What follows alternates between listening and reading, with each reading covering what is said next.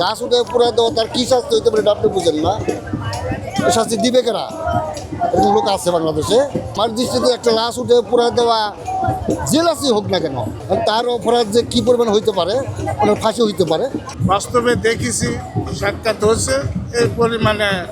কারণ তারপরে দেখা শুনে দুঃখ শুনে মনে করো আমরা খুব দুঃখ প্রকাশ করতেছি। মালিক আছে, তার বিচার জানি সে করে। এটা মনে করে যে নিজ চোখে দেখিনি, তারপরে মনে করে যে শোনা এবং ফেসবুকে দেখা।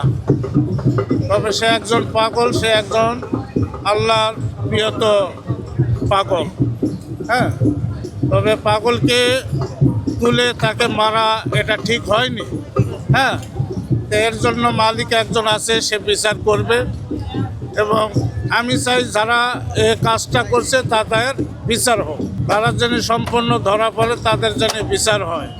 হ্যাঁ, এবং ঠিক বিচার হয়, এবং ওই বিচারের কারণে যেন এমন বিচার হয় যে কোনো পাগলের উপরে যেন কেউ হাত না দিতে পারে, আক্রমণ না দিতে পারে, পাগলকে যেন চিনতে পারে। হ্যাঁ, এটা মরা লাশ, তার জানাজা দিয়ে গাড়া হয়েছে। মুসলমান না, ও মুসলমান তো না, জানাজা হইতো না। তো যে লাশটা জানাজা দিয়া তারে মাটি মজুর করা হয়েছে, সেই লাশটা উঠাইয়া ফিরা মোল্লারা কুইরা তারা স্বর্গবাস করে দিছে। কারণ স্বর্গবাস তো করে হিন্দুরা, ওদের ধর্মে, ওদের মুসলমান ধর্মে না। এখন পাগলরা আছে পাগল ধামে, রাসুলকে নিয়া, আবার মৌলা আলীকে নিয়া, হাসান হুসেনকে নিয়া, মা ফাতেমাকে নিয়া, এটা আর অন্য কোনো ভাবনা নাই। এই লাশগুলো উঠাইয়া যদি যারা পুরা দেয়, কী কারণে পুরে এক কাছে জিজ্ঞাসা করেন যে কারণটা কী, এই পুরার কারণটা কী, বাবা এর বেশি কিছু আমরা বলতে পারবো না। আমাকে অনেক কষ্ট আছে, সেই কষ্টের কথাগুলো আমাদেরকে শেয়ার করুন। আমাকে অনেক কষ্ট আছে বাবা, আর বলার কথা আছে। যেহেতু বইছি আপনি দেখেন। আপনার কি ব্যক্তিগতভাবে কি কখনো দেখা হয়েছে ওনার সাথে? হ্যাঁ, দেখা হয়েছে। আপনি কি কখনো ওনার কাছে কোনো কাজের জন্য বা কোনো সুপারিশ নিয়ে গেছেন? আমি কোনো কাজের জন্য যাই না কারো কাছে। আমার কাজ করে আল্লাহ, ভালোবাসি, সৃষ্টি করছে আল্লাহ, সৃষ্টির জগৎ। সবাই পাগল ধামে আল্লাহর রসুল্লাহ আছে, যে যে কর্ম করবে কর্মযন্ত্র পড়ো। ভালো করলে ভালো হবে, খারাপ করলে খারাপ হবে। আপনার নিজের চোখে দেখা ওনার কোনো কাজ হয়েছে কিনা এরকম না, সাধারণ উনি নিজের চোখে অনেক কী কাজ করছে না করছে এটা আমি বলতে পারবো না বাবা। কারণ আমি গেছি বছরে একদিন, দেখা হয়েছে একদিন, ওই সঙ্গ ঘন্টা 2 ঘন্টা 3 ঘন্টার সঙ্গ হয়েছে। তার মধ্যে উনি কী কাজ করছে বাবা, এই কাজের কথা আমি বলতে পারবো না। যার যার গুরু কাজ, কার গুরু কী কাজ দিচ্ছে বাবা, এটা বলতে পারবো না। এটা আল্লাহ পাক জানে, এটা আমি জানি। ধন্যবাদ। হ্যাঁ, এটা বলবো। শাহজালাল, শাহপরান, শাহ আলী বাগদাদি সব আউলিয়া কেরামের দেশ। এই দেশে মুসলমান হিসাবে কোনো ব্যক্তির লাশ কবর থেকে উঠাইয়ে জ্বালানো এটা জঘন্য অপরাধ। এই অপরাধ ক্ষমা করা যায় না, এবং আমরা মুসলমান হিসাবে তীব্র নিন্দা জানাই যারা এই কাজগুলো করছেন।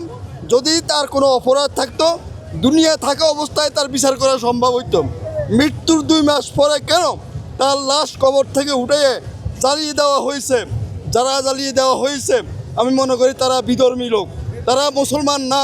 মুসলমান কোনো এই ধরনের কাজ করতে পারে না।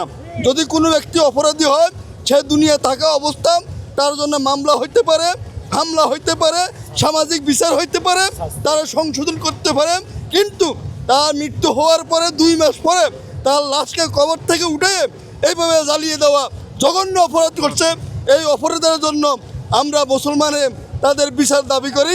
তাদের বিচারের জন্য এবং আদালতে তাদের বিচার করা উচিত এবং তাদেরকে নিন্দা জানানো উচিত। আমরা আমাদের পক্ষ থেকে যারা এই জঘন্য অপরাধ করছে তাদেরকে আমরা প্রত্যাখ্যান করছি, নিন্দা জানাচ্ছি, এবং আমরা সরকারের কাছে দাবি করি তাদের এই অপরাধের জন্য তাদের বিচার করা দরকার, তাদের আইনের আওতা আনা দরকার। বাজার ভেঙ্গে মন্দির পাহাড় দেব, এরা তৌহিদি জনতা হতে পারে না, এরা মুসলমানদের দুশমন, এরা আউলিয়া কেরামের দুশমন। আমরা দাবি করি যারা কবর থেকে লাশ উঠে জ্বালিয়ে পুড়িয়ে দিছে তারা মুসলমান হতে পারে না, তারা মুসলমানদের শত্রু। এই বলে আমি আমার বক্তব্য এখানে শেষ করলাম।